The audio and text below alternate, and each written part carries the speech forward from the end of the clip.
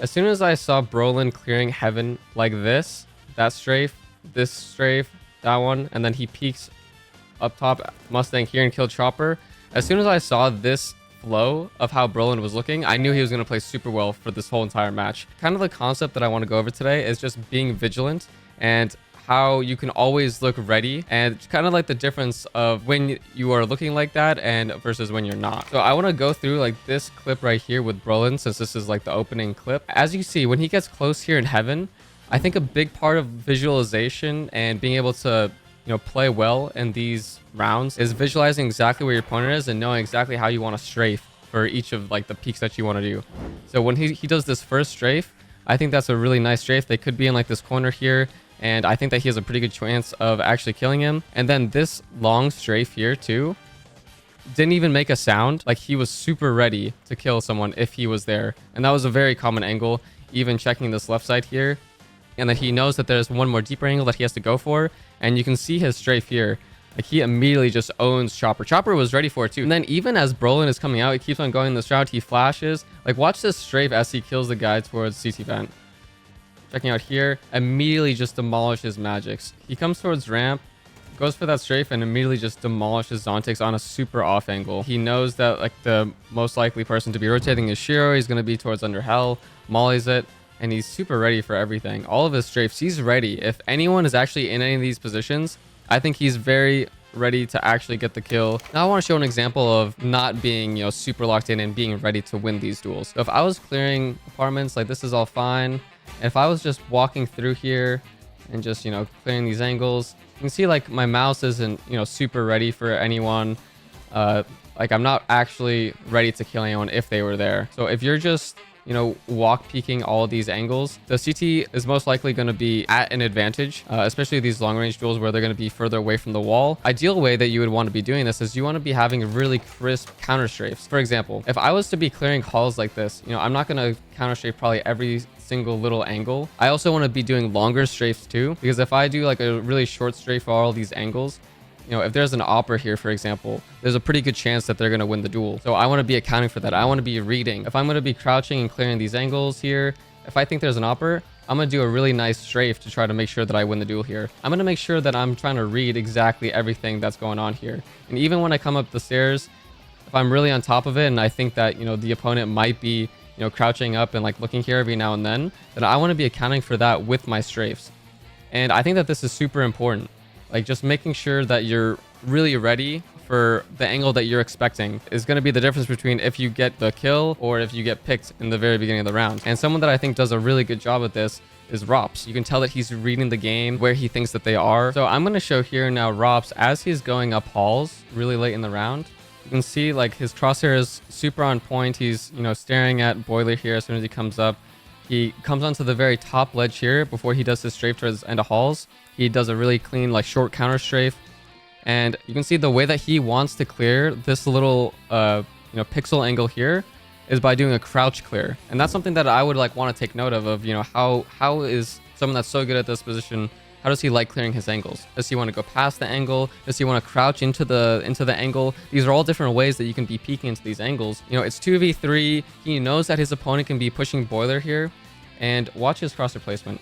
Comes back, does a really nice short strafe. He's super ready. And I think that, as a viewer, you can see it as well. You can see when someone's doing like a really slow, lazy clear, they don't really expect someone to be there. And the difference is, from what I'm talking about being vigilant and being locked in, is that these players, they are super locked in and they are ready to win the duels. They are expecting someone to be there, and if they are there, they're going to win that duel. This was actually a really cool micro as I was watching this game back. So as he jumps up here, he clears towards Boiler. He does a crouch peek, doesn't really do anything too crazy. He doesn't do a strafe into it. He just crouches into the angle. He checks towards end halls. He sees it, double takes. And it's more this second kill that I think is very interesting. He stays really far back. He crouches to the left. He's peeking a little bit to the right.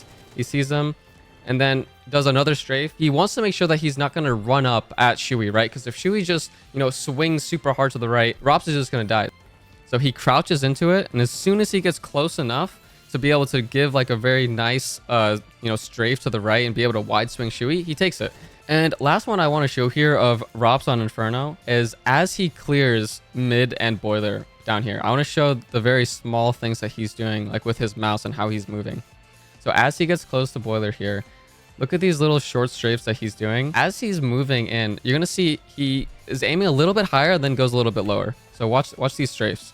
So as he's peeking, he's going a little bit higher, a little bit lower. And when he actually goes into boiler, he does like a kind of longer strafe and crouches into the angle. And I really liked how he's doing this, because if he is wrong and, you know, he peeks into it and he's aiming a little bit high and he's expecting to be on like the back of the staircase or like one little step up, then he's already like preemptively like going down. He also has an MP9, so the recoil goes like really high. And of course, as he actually peeks boiler, he's doing like a strafe into boiler with a crouch. Everything is just very locked in, and I want you guys to feel this as well, like when you're playing your own games, that you feel as locked in. And now the last example of a player that I want to show before I get into some more practical stuff is Bit. You're kind of seeing me give examples of a lot of lurkers and people that play on anchor positions. I think those positions are the ones where you can get caught sleeping a little bit more than the other ones. And I think Bit does a very good job at staying vigilant as much as he can. And as he does this first strafe, so he smokes, and there's a very common play like where people try to get in front of the smoke and they get onto this wall. And he does a very long strafe, just gets in front of it. He's just kind of wide peeking in front of it. You know, it's nothing special being able to get like these 2 kills here, but it's more about like the vigilance and just being like hyper focused that I'm kind of honing in right now. And now I'm going to show this other round here where Bit goes down secret and they can be crossed. There was a wall of smokes that happened. And as you can see, you know, he's not just, you know, standing statically, and he's always doing these strafes, but you always want to be super ready for anyone to be peeking on any of your strafes that you have.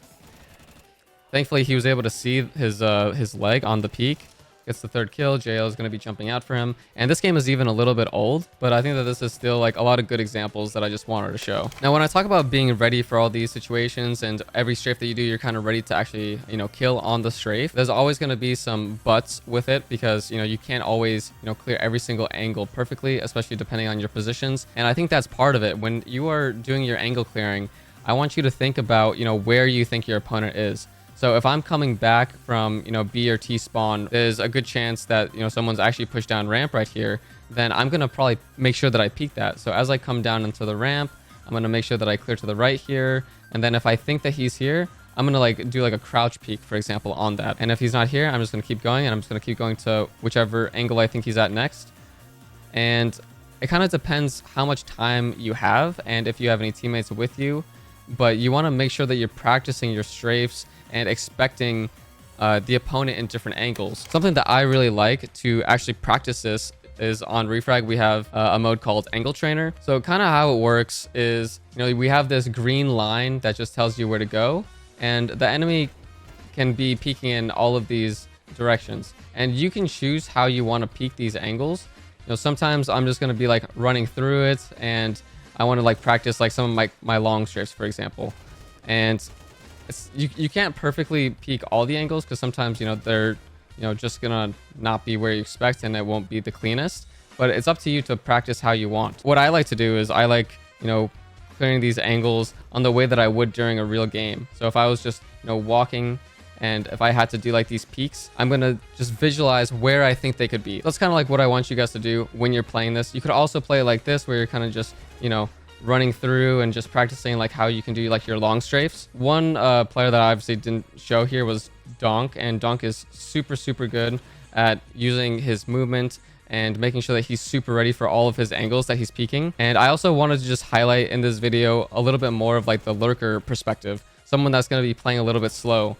Someone is going to be playing a little bit more passive positions where, you know, there's not as much action that you're just like getting into at every second into the round. So that's kind of like what I wanted to highlight in this video, and the types of things that you can be focusing on to stay vigilant and make sure that you are going to be not caught with your pants down when you're, you know, going through all of your angle clearing on the map. Hope you guys enjoyed this video. Hope that you guys learned something from it. Make sure you let me know in the comments if you want to see more of videos like this, where I'm kind of just like going through concepts.